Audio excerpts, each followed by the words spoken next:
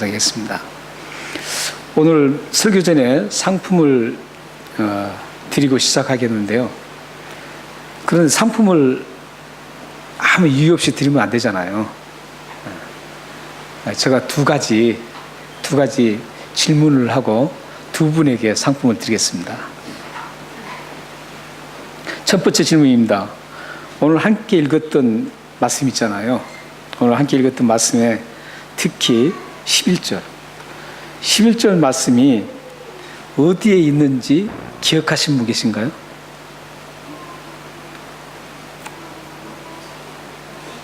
어디에서 여러분들이 보셨어요? 여기 성경 말씀 말고. 네, 여러분들 보신 곳이 있을 텐데 모르신가요? 네. 자, 3초의 시간, 설교를 해야 되니까 3초의 시간을 드리겠습니다. 예.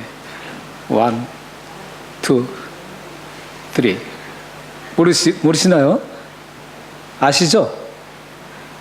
아신 분 안 계세요? 한 번 더 기회를 드리겠습니다. 상품이 가장 좋습니다. 상품을 직접 가끔 제가 설교를 할 때 잊어버리기 때문에 오늘 직접 가지고 왔습니다. 제가 이 상품이 가장 좋다고 생각하거든요. 한 절 한 절 굉장히 요즘에는 잘 나오더라고요. 이게 성경 말씀을 보는 건데, 저도 항상 이 말씀을 한 장 떼가지고 하루에 몇 번씩 읽습니다. 그리고 외우기도 하고. 근데 이게 영어까지 돼 있어서 너무 좋습니다. 아이들에게 줘도. 근데 디자인도 잘 돼 있고요. 이게 총 64매로 돼 있습니다. 64장의 성경 말씀을 아주 좋은 성경 구절을 뽑아서 여기다 담아놓은 겁니다. 그래서 이걸 보시면서 어디 가든지 또 꺼내서 보고 막 이럴 수도 있습니다. 가장 좋은 겁니다. 하나님 말씀이니까. 네, 한번 더 기회를 주겠습니다. 어디에서 여러분들이, 네, 그럼 좀 더 힌트를 드릴까요? 이 고린도전서 13장 11절 이 말씀이 우리 교회와 어떤 지금 관계가 있습니까? 네. 네, 맞습니다. 예, 2019년도 주제 말씀입니다, 이게. 주보에서 여러분들 보셨어요. 그리고 주보 보세요. 주보 보시면 맨 앞에 주제 말씀으로 돼 있고, 또 여러분들에게 드렸던 우리 교회 요람 있잖아요. 2019년도 요람에도 거기에도 있습니다. 그거 보셔도 기억하셨는지 모르겠습니다. 네, 상품 드리겠습니다.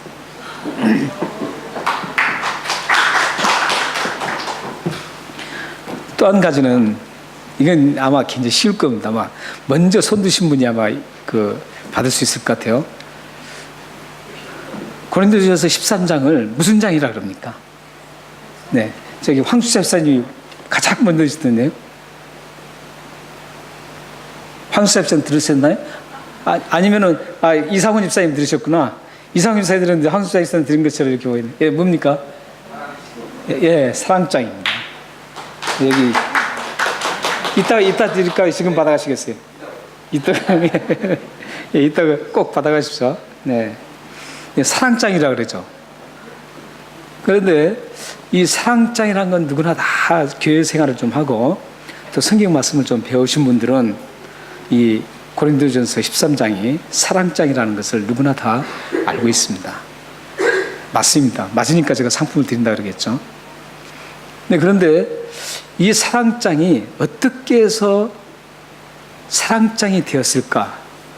이 배경을 혹시 아시는 분 계신가요? 이 배경을 아시면 다음 주에 또 상품을 드리겠습니다. 고린도전서가 쭉 있잖아요. 있는데 13장을 사랑장이라고 합니다. 고린도전서가 몇 장까지 있는 줄 아세요? 네, 16장까지 있죠. 16장이 쭉 있는데 그 중에 13장을 사랑장이라고 그러잖아요. 그런데 어떻게 왜 사랑장이 되었을까? 이 배경을 혹시 아시는가요? 이 배경을 아는 분들이 그렇게 그리 많지 않은 것 같아요. 신학을 하신 분들도 잘 모르는 분들 많더라고요. 저기 왜 그러느냐면, 그래서 이 본문, 오늘 우리가 읽었던 본문 말씀을 이걸 알아야만 오늘 본문 말씀이 제대로 해석이 됩니다. 이 배경을 모르면 오늘 본문 말씀을 뭐 어린아이가 어떻다, 습성이 어떻다, 어린아이의 어떤 속성이 그렇다, 이렇게 설교를 하고 있어요. 설교를 합니다. 근데 지금 오늘 그 말씀, 이 말씀은 그런 말씀이 아니에요. 이 사랑장이라는 그 배경 속에서 오늘 말씀을 봐야 되는 겁니다. 어린아이는 뭐 자기중심적이다, 막 이렇게 막 설교를 하거든요. 근데 지금 사실은 오늘 말씀은 그런 말씀이 아니에요. 이 사랑장, 13장 전체가 사랑장이거든요. 끝에도 사랑으로 딱 맺어지잖아요, 지금. 근데 중간에 지금 11절, 12절이 사랑장에서 지금 독특하게 갑자기 튀어나오는 말씀 같아요. 그러나 다 이어지는 말씀이거든요. 근데 그렇다면 이제 모르시니까, 아시는 분이 없으니까 제가 설명해 드리겠습니다. 왜 고린도전서 13장이 사랑장이 되었는가? 고린도 교회는 하나님으로부터 바울이 이제 복음을 전했습니다. 복음을 전해서 구원을 다 받고 즐거워했어요. 그리고 복음의 가장 핵심인 사랑이 그들에게 잔잔히 흘러갔습니다. 그 사랑이 잔잔하게 모두 다 사랑을 가지고 있었어요. 그런데 어느 순간에 시간이 지나면서 이 사랑이 점점 결핍되기 시작했습니다. 이 사랑이 점점 결핍되면서 결국은 사랑이 없어져 가는 거예요. 사랑이 없어지면서 자연스럽게 일어나는 현상이 뭐냐면 다툼과 분쟁과 시기와 질투, 이런 모습들이 고린도 교회를 가득 채우기 시작합니다. 그리고 그 외에도 수많은 문제들이, 잘못된 문제들이 그 교회에 가득하게 발생됩니다. 이러한 사실을 사도 바울이 소식을 듣습니다. 소식을 들으면서 사도 바울이 기도를 굉장히 많이 했겠죠. 이런 현상이 있는데 이것을 어떻게 해결해야 될까? 아마 고민을 많이 했을 겁니다. 기도 많이 했을 겁니다. 여러분들도 그렇잖아요. 무슨 집에 고민이 있다든지, 개인적으로 고민이 있다든지, 이랬을 때는 기도하잖아요, 하나님 앞에. 그래서 그 기도를 통해서 하나님이 주시는 지혜를 통해서 그걸 해결할 때가 많거든요. 여러분들은 이런 고민이 있고 그럴 때 꼭 기도를 하셔야 돼요. 살아계신 하나님 앞에 기도하면 하나님이 다 들으시고 여러분들의 형편에 맞게 다 적절하게 대처해 주십니다. 믿으시나요? 그래서 사도 바울도 기도를 분명히 많이 했을 거예요. 왜냐하면 그 고린도 교회를 세운 분이 사도 바울이거든요. 얼마나 사랑하는 교회인지 몰라요. 그런데 그 교회가 사랑이 다 사라지고 서로 분쟁하고 다투고 싸우고 많은 문제들이 지금 교회가 일어나서 막 굉장히 어지러운 상황이 되었습니다. 사도 바울이 기도하는 중에 하나님으로부터 응답을 받았습니다. 그 응답이 뭐냐면 그 문제가 있는 고린도 교회를 치유하고 회복할 수 있는 유일한 게 사랑이다, 이런 것이죠. 사랑. 그래서 쭉 지금 은사 얘기하고 문제 얘기하고 계속 하다가 13장의 사랑을 딱 지금 기록되어 있는 겁니다. 이 사랑이 그 모든 문제를 다 제거할 수 있고, 사랑의 그 능력이 모든 사람들의 마음을 다시 회복시키는 그런 놀라운 것을 하나님으로부터 지혜를 받아서 알았습니다. 그래서 지금 13장을 기록했습니다. 배경이 이런 배경을 갖고 있습니다. 놀랍지 않습니까? 결국은 사랑밖에 없다라는 거예요.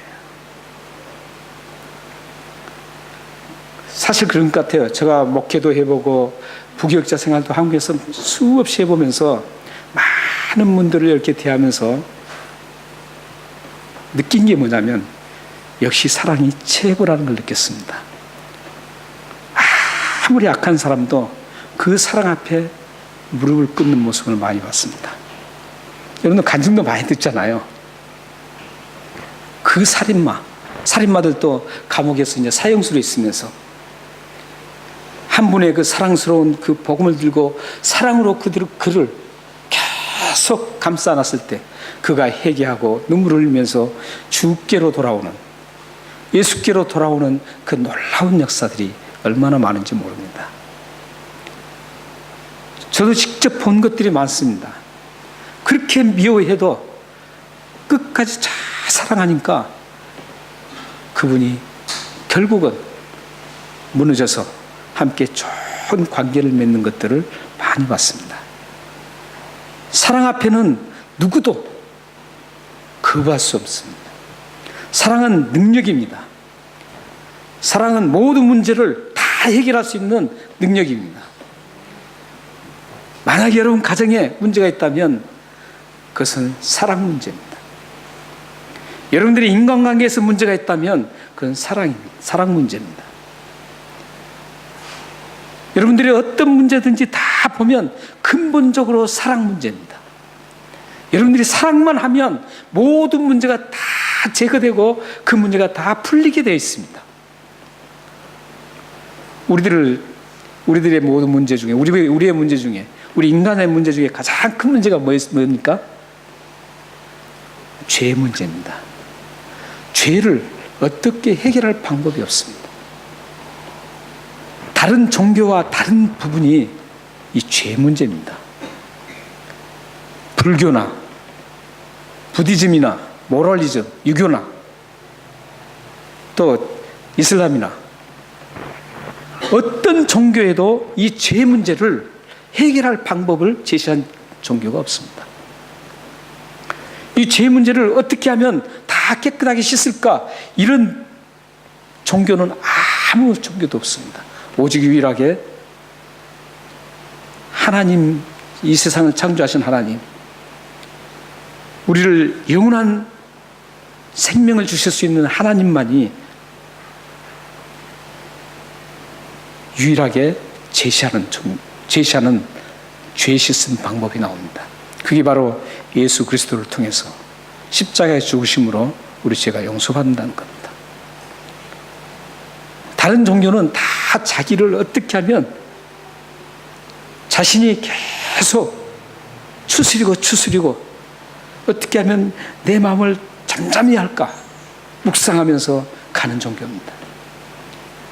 죄를 해결할 방법이 없습니다. 오직 참 생명이 있는, 영원한 생명이 있는 우리 이 하나님을 섬기고 예수 그리스도를 섬기는 우리만이 죄를 해결할 방법을 제시하고 있습니다. 다른 종교는 죄를 해결을 못하기 때문에 죽으면 지옥으로 갈 수밖에 없다는 겁니다. 왜냐하면 천국은 죄가 없다는 특징이 있잖아요. 그런데 우리의 가장 문제는 죄 문제예요. 죄 문제인데 이 문제를 깨끗하게 처리한 것은 하나님의 사랑 때문이었다는 거예요. 하나님의 우리를 사랑하는 그 사랑 때문이라는 겁니다. 예수 그리스도를 이 땅에 보내셔서 십자가에 죽게 만드신 그 하나님의 사랑 때문에 우리들이 죄를 깨끗하게 해결할 수 있었습니다. 이 죄 문제는 어느 누구도 해결할 수 없어요.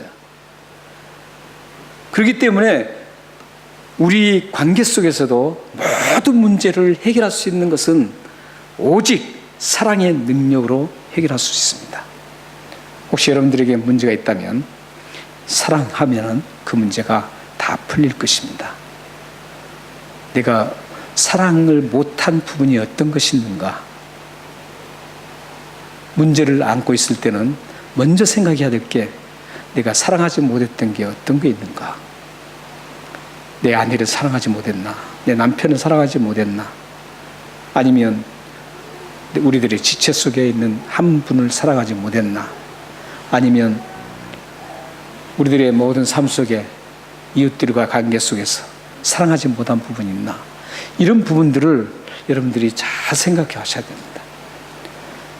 그리고 사랑하면 하나님께서 그 문제를 아름답게 풀어주실 것입니다.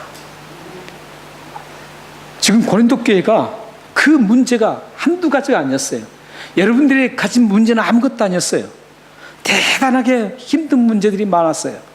그런데 그 해결책은 오직 사랑밖에 없다고 해서 이 지금 고린도전서 13장을 기록하고, 이 사랑을 실천할 때 너희들은 실천할 때 고린도 교회가 모두가 그 문제가 잠잠해질 것을 확신했습니다. 그런 배경에서 이제 11절을 보셔야 돼요. 11절을 보면 함께 읽겠습니다. 내가 어렸을 때는 말하는 것이 어린아이 같고 깨닫는 것이 어린아이와 같고 생각하는 것이 어린아이와 같다가 장성한 사람이 되어서는 어린아이를 버렸노라. 지금 나는 지금 바울을 얘기합니다. 바울이 어렸을 때는 말하는 것이 어린아이 같다고 했습니다. 그리고 깨닫는 것이 어린아이 같았고 생각하는 것이 어린아이 같았다는 겁니다.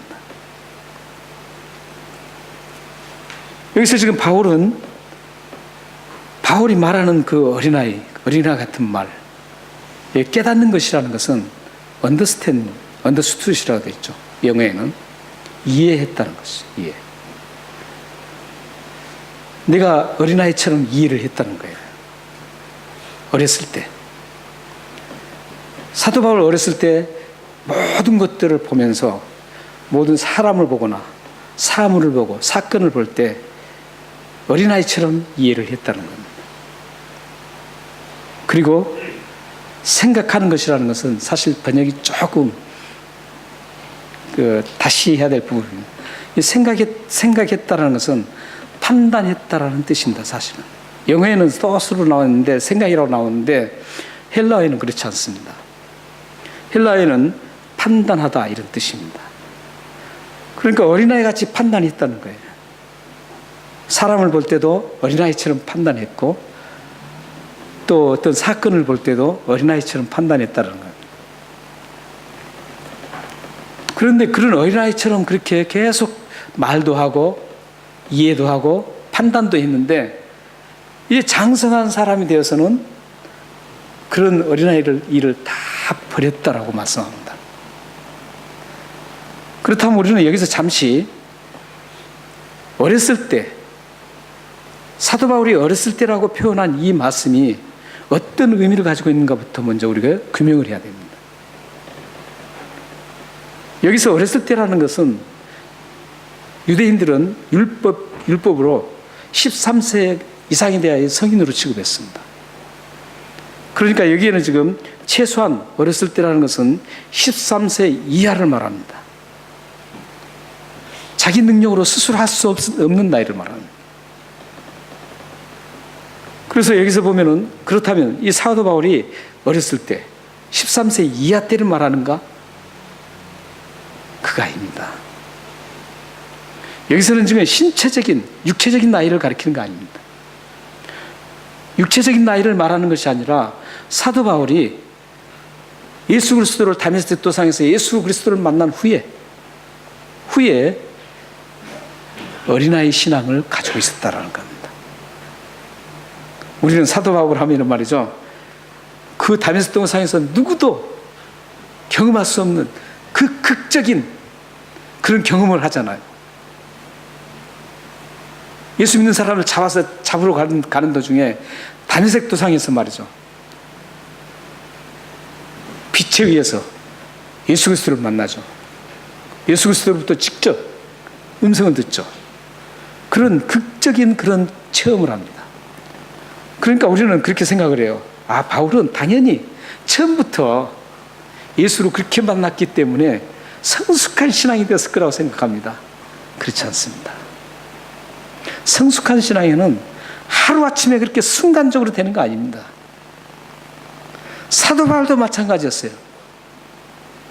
대단한 사도 바울. 예수님 이후에 우리 인간 세계에서는 이 사도 바울만큼 정말 대단한 분을 신앙적으로 찾아보기 힘듭니다.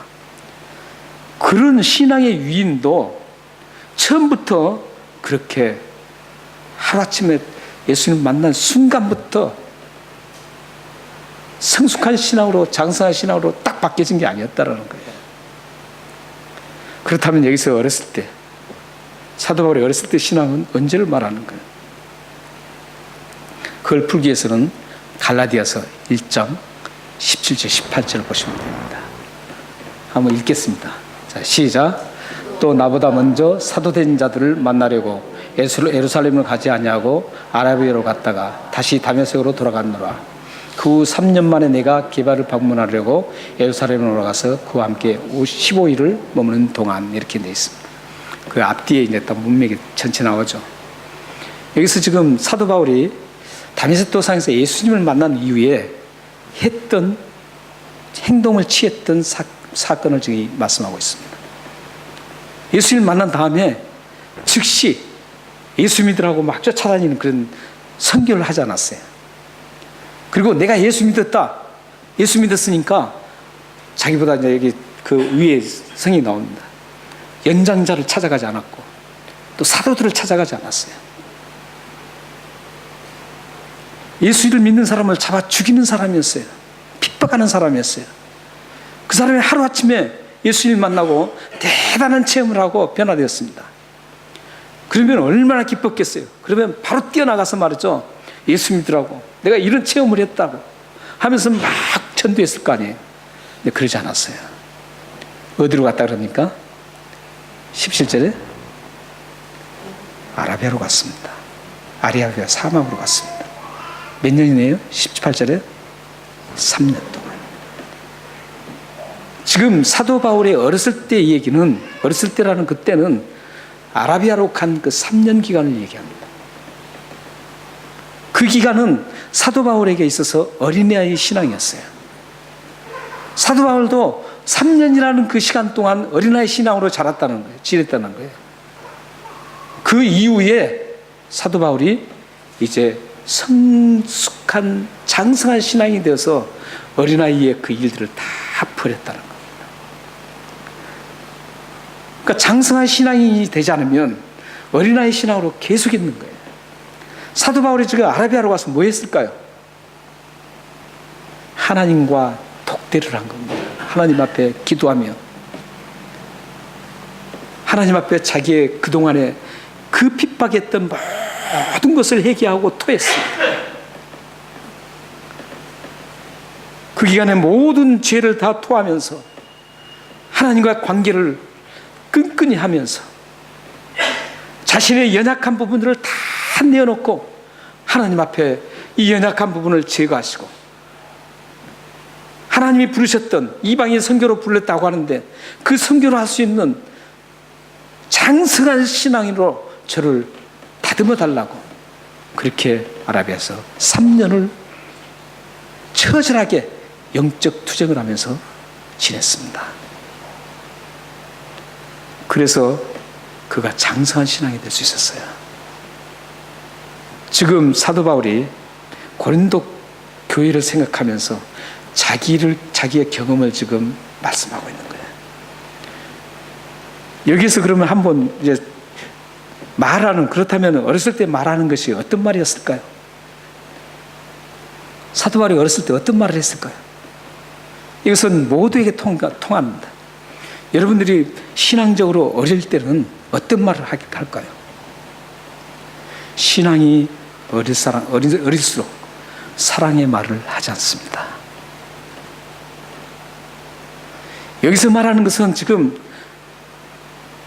사랑의 말을 하지 못했다라는 거예요.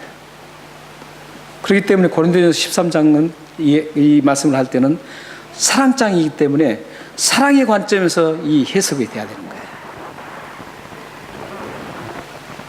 다른 거 없어요.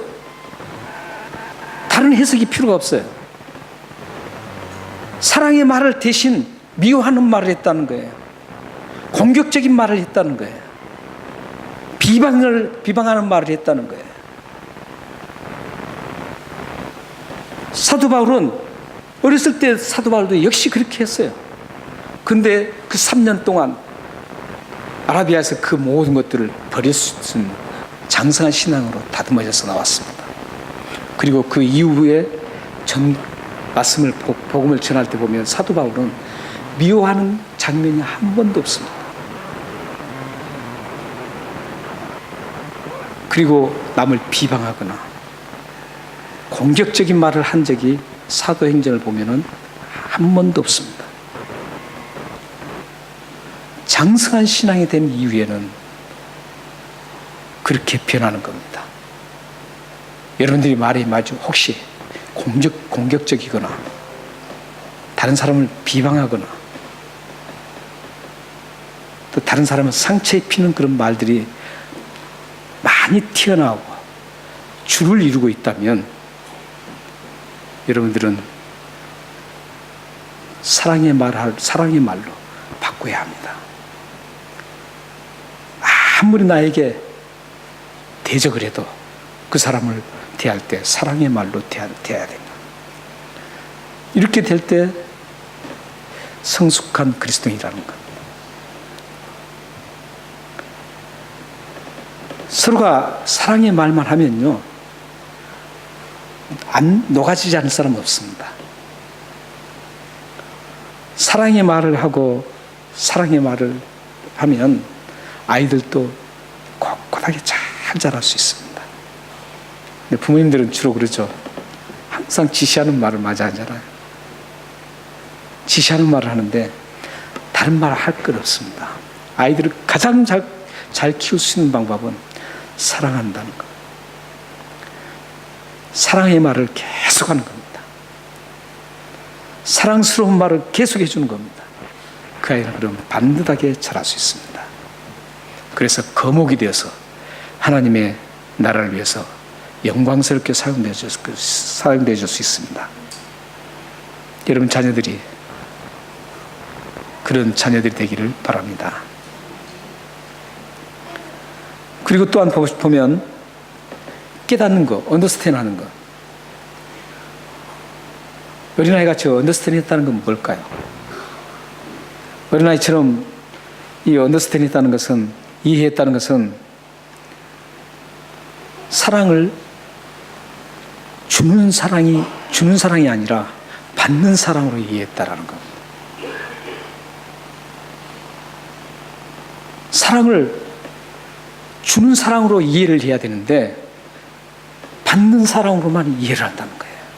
이거 보고 자기 중심적인 사랑이라고 그럽니다. 사도 바울도 여전히 그런 사람이었습니다. 예수를 믿었지만 그 엄청난 극적인 체험을 했지만 그가 고백한 겁니다. 이게 우리가 똑같은 사람이기 때문에 어쩔 수 없습니다. 내 중심적으로 뭔가 내가 이익을 취하고 내가 뭔가 받아야 된다는 거예요. 이런 이해를 했습니다. 사랑을. 그러나 사랑은 주는 것이 사랑입니다.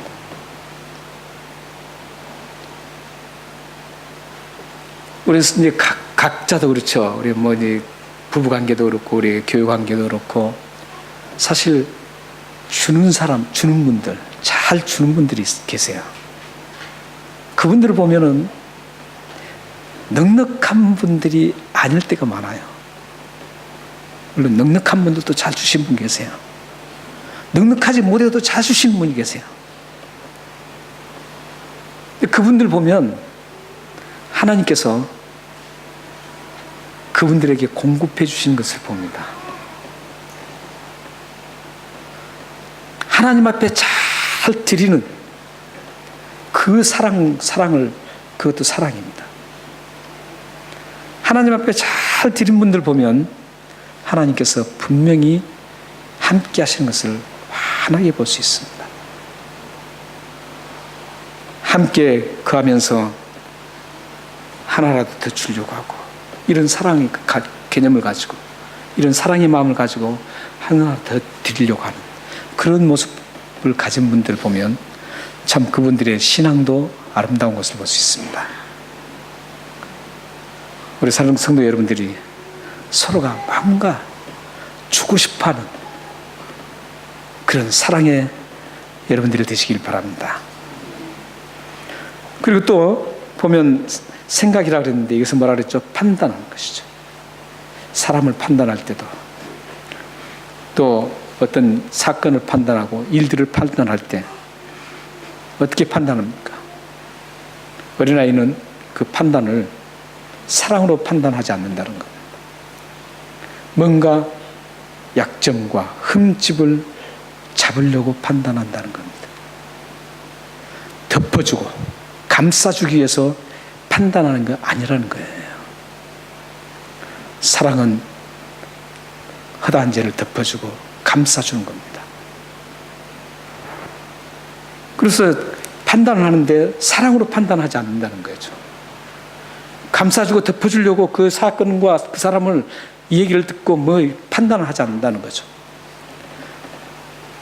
그것을 듣고 그걸 보는 순간 뭔가 약점과 그의 흠집 그런 것들을 붙잡으려고 그래서 그걸 뭔가 공격용으로 사용하려고 판단한다는 겁니다. 그리스도인들은 성숙한 그리스도인들은 어떤 사람과 만나도 그 사람을 사랑해서 판단합니다. 그가 어떤 행동을 해도 사랑으로 사랑하려고 판단하는 겁니다. 그가 나에게 어떤 행동을 해도 감싸주고 덮어주려고 그걸 판단한다는 겁니다. 이게 성숙한 그리스도인입니다. 그래서 사랑이 최고라는 겁니다. 덮어주고 감싸주고 말을 사랑스럽게 하고 이렇게 이해를 할 때 사랑으로 이해를 할 때 어떤 일이 날까요? 하나님의 능력이 나타납니다.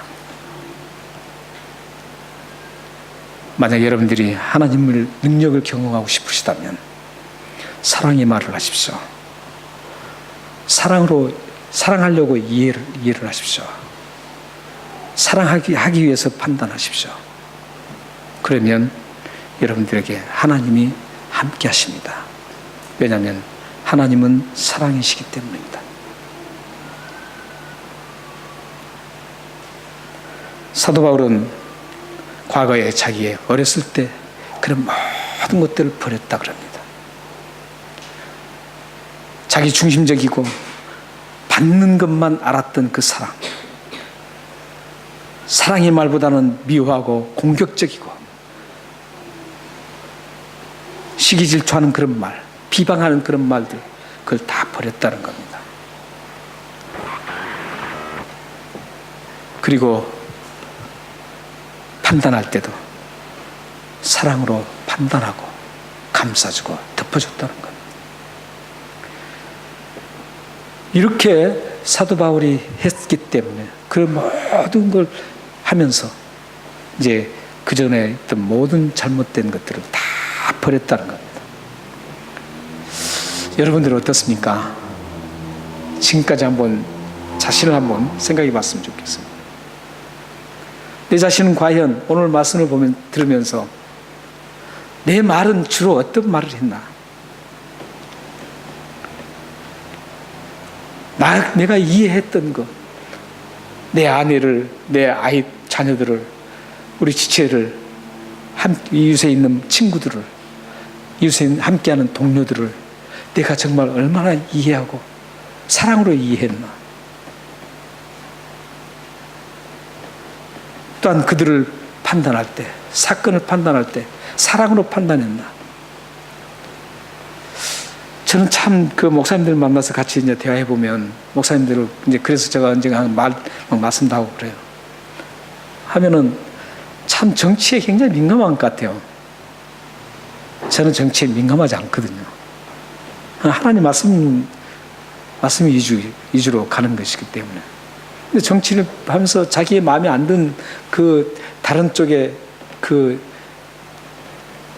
쪽에는 그냥 막 공격적인 말을 하고 판단을 말이죠. 판단을 하는 거 보면은 전부 다 공격적이고 그 흠집을 잡는 그런 판단만 하는 걸 볼 수 있어요. 사실 목회자들은 그래서는 안 되거든요. 목회자들은 어디든지 모든 사람을 사랑할 수 있어야 돼요. 내가 마음에 안 드는 사람도 다 사랑할 수 있어야 돼요. 판단도 사랑으로 판단해야 돼요.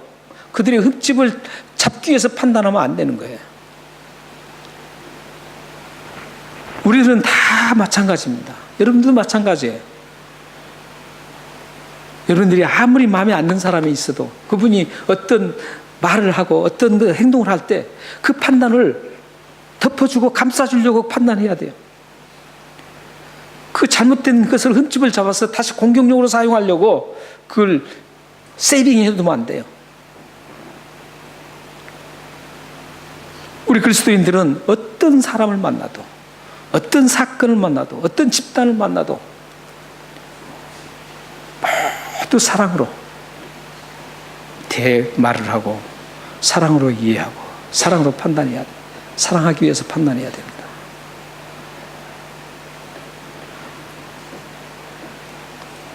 여러분들은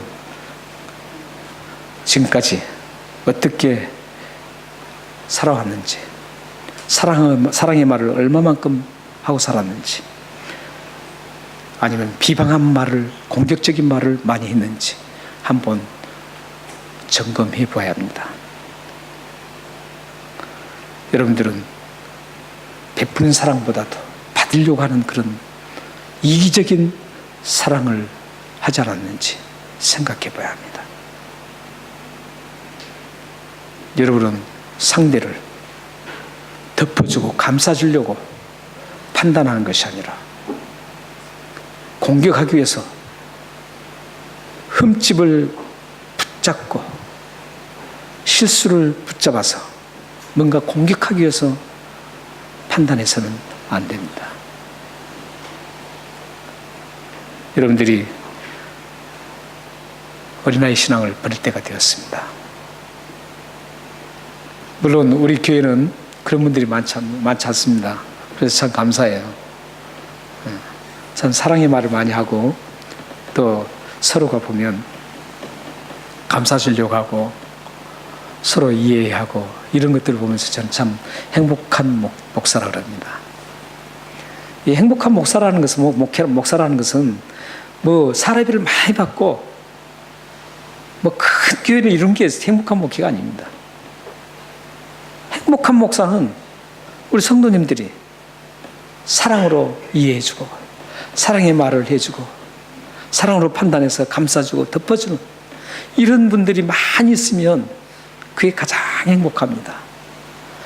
그렇게 될 때 교회가 평강하고 교회가 아름답게 잘 다듬어지고 하나님 보시기에 좋고 하나님의 이름을 드러낼 수 있기 때문입니다. 이렇게 여러분들이 사랑을 하면 모든 가정 문제도 풀리고 여러분들이 문제 있는 모든 것들이 다 풀리게 되어 있습니다. 힘들어도 사도 바울처럼 3년이라는 그 엄청난 짧지 않은 기간 동안 하나님과 독대하면서 몸부림쳤던 그걸 생각하면서 여러분들도 사랑의 사람이 되기 위해서 몸부림치기를 바랍니다. 그래서 사랑의 말을 하고 사랑으로 이해하고 사랑으로 판단하면 여러분들에게는 혹시 그 문제가 해결이 안 되더라도 여러분들 마음속에는 하나님 주신 평강으로 가득 찰 것입니다.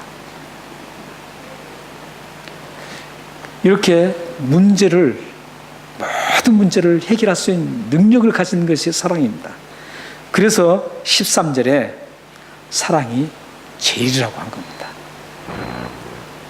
13절 한번 읽겠습니다. 자, 시작. 그런즉 믿음, 소망, 사랑 이 세 가지는 항상 있을 것인데 그 중에 제일은 사랑이라. 사랑이라고 한 이유가 바로 거기에 있습니다.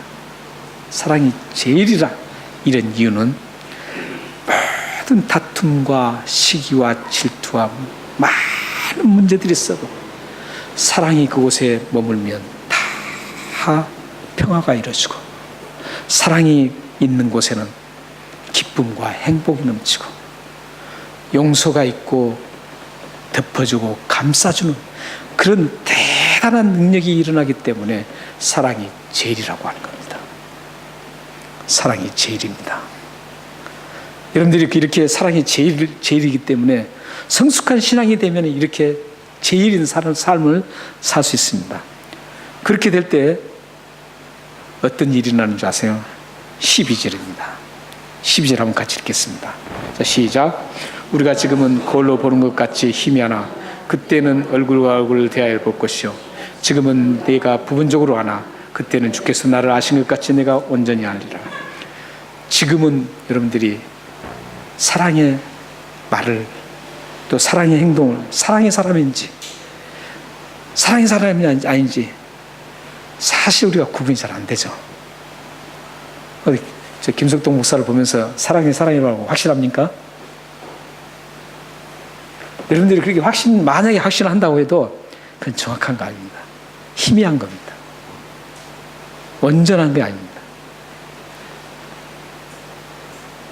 우리 모두에 아무리 사랑이 많다고 해도 사랑이 없다고 하는 사람도 우리는 그 사람이 정확하게 어떤 사랑이 없는지 어떤 사랑이 그렇게 많은지 우리는 잘 몰라요. 지금은. 근데 그때는 확실하게 알 수 있다는 겁니다. 그때가 언제입니까? 예수 그리스도께서 오시는 날입니다. 예수 그리스도께서 세컨드 카밍 하는 날입니다. 다시 이 세상에 오시는 날입니다. 예수님께서 이 세상에 다시 오실 때 정말 사랑으로 살았다, 사랑으로 살지 않았다는 게 확연하게 다 드러난다는 겁니다.